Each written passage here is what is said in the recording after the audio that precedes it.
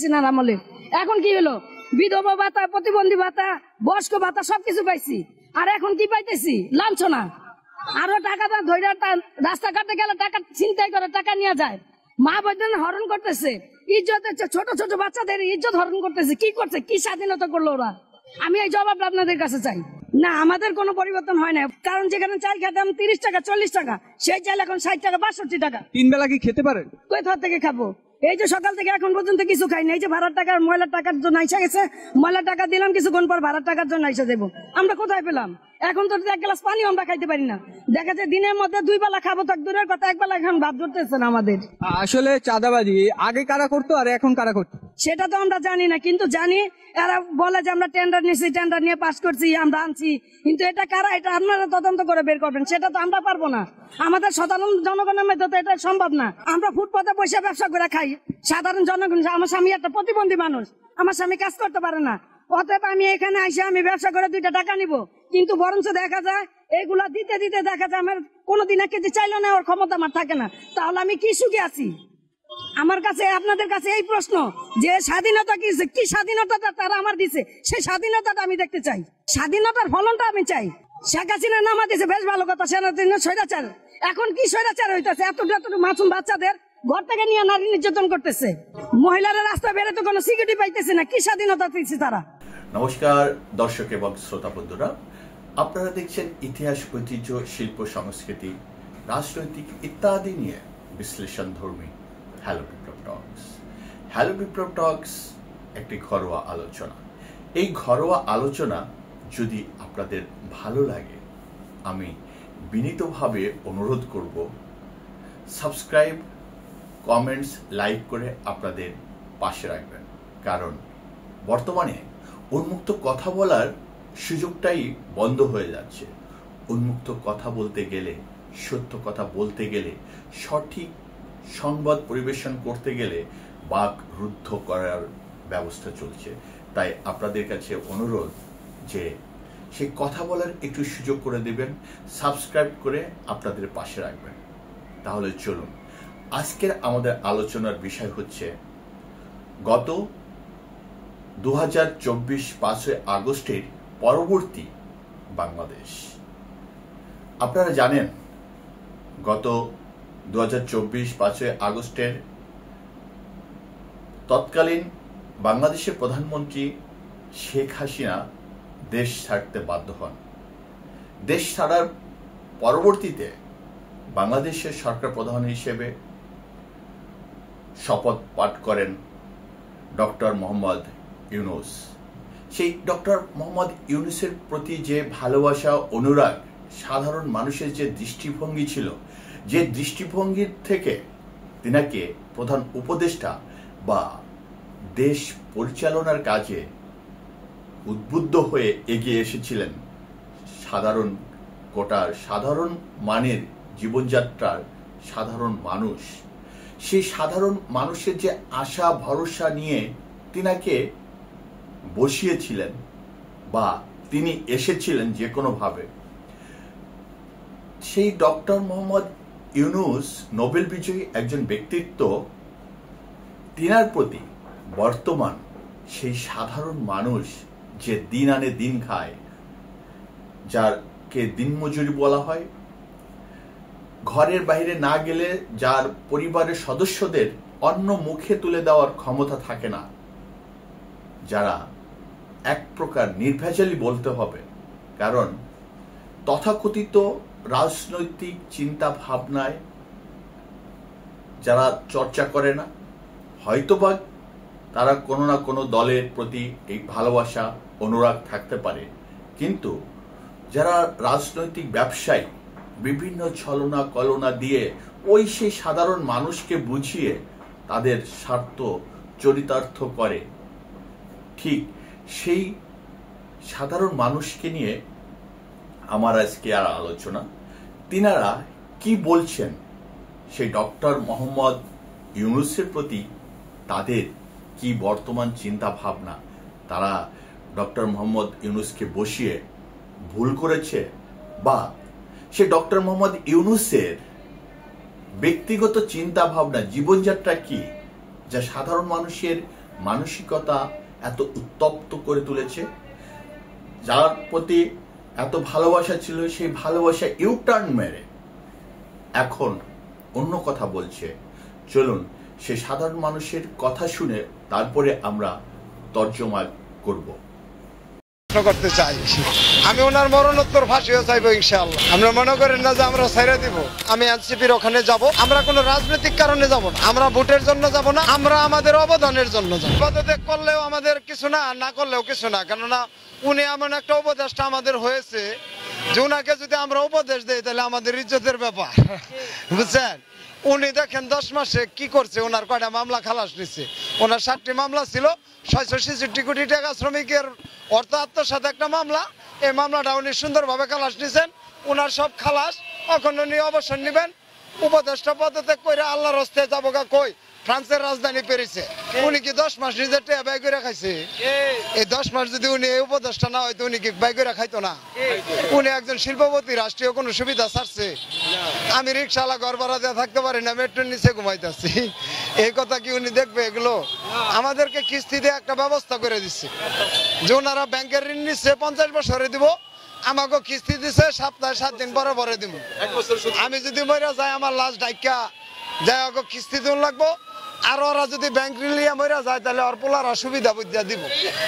এই যে সিস্টেম তৈরি করার পরে উনি গোটা বিশ্বের শান্তি আইনে আমাদের যে অশান্তিতে ফেলছে, এই অশান্তির কথাকে আপনারা দেশবাসীর কাছে তুলে ধরবেন। ওনাকে নোবেল কে দিয়েছে এই ব্যাপারে আমি প্রশ্ন করতে চাই। দেশের মানুষের অবস্থান না বুঝে একজনকে স্টার বানানো, এ ধরনের নোবেল দিয়ে একটি জাতিকে বিতর্কিত করা হয়েছে। আমাদেরকে একটি দেশের ভূখণ্ড থেকে বাদ দেওয়া হয়েছে। একটি স্বাধীন দেশে কোন স্বাধীনতার স্বাদে আমাদের ভোগ করতে দেওয়া হয়নি এই সব নোবেল বিজয়ীদের জন্য। আজকে আমি ওনারে একলা বলবো, ওই ফজলে হাসান আবেদ আছে, উনি কিছুদিন আগে মারা গেছে। আমি ওনার মরণোত্তর ফাঁসিও চাইবো ইনশাআল্লাহ। আমরা মনে করেন না যে আমরা ছেড়ে দিব, কারণ এই ব্রেক প্রতিষ্ঠা করিয়া এই ক্ষুদ্র জামিন দরিদ্র জনগোষ্ঠীকে ক্ষুদ্র ঋণের আওতায় আইনের নাম করিয়া ওনারা তো লাখ লাখ কোটি টাকা মাইরা বইছে, দেখছিনি অবস্থা। ওনাদের প্রতিষ্ঠানের কোনো অভাব নাই। দেশের নামি দামি মেডিকেল, নামি দামি কলেজ, ইউনিভার্সিটি, হাসপাতাল, ব্যাংক, গাড়ি, বিজনেস সব কিছু ওনাদের। কিন্তু আমি যে ব্রেকের একজন সদস্য, আমার কি অবস্থা জানে? ঠিক মতো কিস্তি না দিতে পারলে রাত্রে বউ লাগে ঘুমানি হয় না। বিশ্বাস যদি না করেন তাহলে এটা এর চেয়ে খোলামেলা আর কত বলবো। প্রিয় দেশবাসী, আমাদের এই কথা এভাবে ধারাবাহিক চলতে থাকবে। আমাদের সাংবাদিক ভাইদের জন্য একটু দোয়া করবেন, ওনারা যেন আমাদের কথাগুলো আপনাদের সামনে তুলে ধরতে পারে। এই বাংলার জমিনে মাথা গজে দাঁড়াবে ইনশাল্লাহ একদিন, আজকে না হোক কালকে হোক। আমি একজন সাধারণ শ্রমিক, দাঁড়াবে। কেন দাঁড়াবে? সারা বাংলাদেশে যে কাজগুলা করছে অনেকে দেখে না, অনেকে কিন্তু জায়গায় বসে থাকে। এই যেমন মনে করেন আমরা সারা বাংলাদেশে গাড়ি চালাই, আপনি দেখেন যমুনা সেতুর পরে যে রাস্তাগুলো নিচে অত্যন্ত আধুনিক রাস্তা। আমি ঢাকা চাঁদপুর গাড়ি চালাই, সারা বাংলাদেশের উন্নয়ন হয়েছে, সারা বাংলাদেশের উন্নয়ন হয়েছে। আওয়ামী লীগ একদিন এই বাংলার জমিনে মাথা গজে দাঁড়াবে ইনশাল্লাহ একদিন, আজকে না হোক কালকে হোক। আমি একজন সাধারণ শ্রমিক, দাঁড়াবে। আপনারা দেখলেন যে সাধারণ মানুষের কি চিন্তা ভাবনা, বর্তমান কি চিন্তা ভাবনা। সেই সাধারণ মানুষ একজন রিক্সাওয়ালা, সেই সাধারণ মানুষ গাড়ির ড্রাইভার, কন্ডাক্টরও তিনারাও কিন্তু সাধারণ চর্চা করছে যে ডক্টর মোহাম্মদ ইউনূস নিজের স্বার্থ নিয়ে কতটা চিন্তা করে। নিজের কেস সব ঢিসমিস করে দিয়েছেন। তিনি নিজের স্বার্থের কারণে সবকিছুই কতটা সুবিধা ভোগ করছেন, কিন্তু সাধারণ মানুষের কথা কতটুকু ভেবেছেন? তারা তো শুধুমাত্র দুমুঠো ডাল ভাত চায়। তারা তো 5 স্টার হোটেলে যে জীবনযাপন করতে চাচ্ছে না, রিক্সা চালাচ্ছে, গাড়ি চালাচ্ছে, ওই টাকা নিয়ে তারা সংসার চালাবে। কিন্তু বর্তমানে অনেক ছলনা দিয়ে অনেকভাবে বোঝানোর চেষ্টা করছে আমার দেশ ভালো চলছে, কিন্তু ভিতরে ভিতরে এদের কেন রাগ বেরিয়ে আসছে?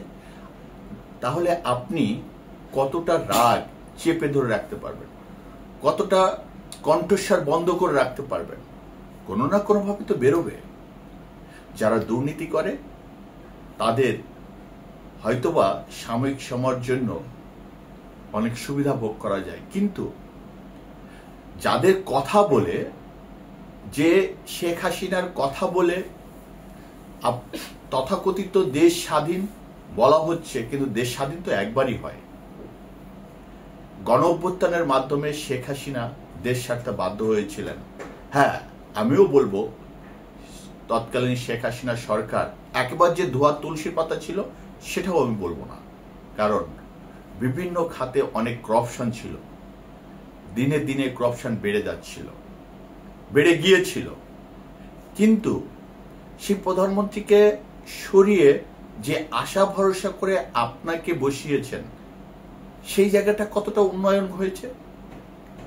যেসব পুলিশ ভাইদের মারা হয়েছে তাদের তো কোনো শাস্তি, বা তাদের যারা সেইভাবে করুণভাবে মারা হয়েছে তাদের কোনো শাস্তি প্রদান করা হয়নি।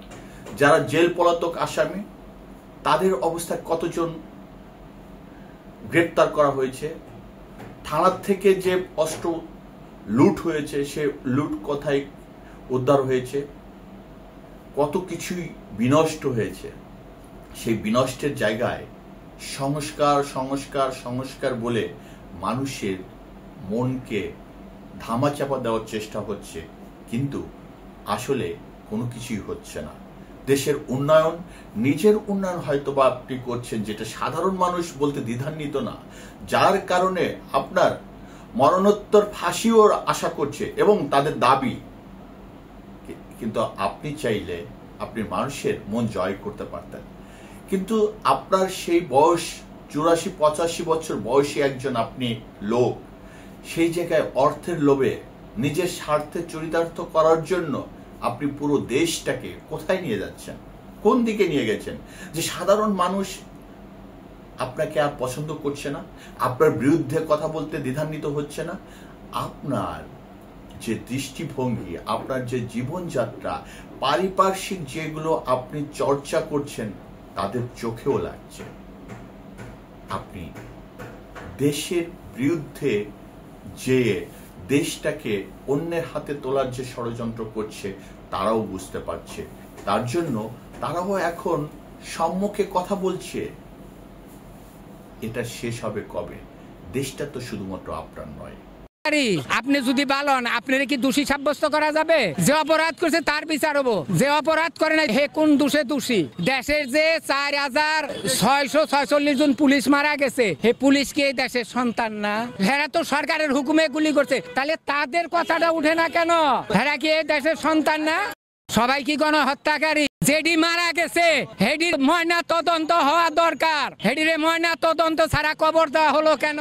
আমলিগ চিরজীবনেও বাতিল হবে না। শেখ হাসিনা একজন যোগ্য ব্যক্তি, এই দেশে শেখ হাসিনা যা করে গেছে, আর এরা যে চুরি চামারি করে খাইতাছে, 6 মাসের মধ্যে শেয়ার বাজারে 21,000 কোটি টাকা কোথায় গেল? উপদেষ্টারা এই জবাব দিক। এই 21,000 কোটি টাকাকে পাচার করছে এটা তো শেয়ার বাজাররা জানে, আর এই দেশে উপদেষ্টারা জানে। এই উপদেষ্টারা হইছে সবাই চোর, উপদেষ্টারা সবাই যে কয়জন উপদেষ্টা আছে সব শালাই চোর। ব্যাগ দিক দিয়ে চুরি করছে, কোন দিক দিয়ে উন্নতি করছে? মানে এই যে শেয়ার বাজারের 600 কোটি টাকা নাই, এই যে 3 বস্তা টাকা পাওয়া গেল একজনের বাসায়, এই টাকাগুলো আসলো কোথা থেকে?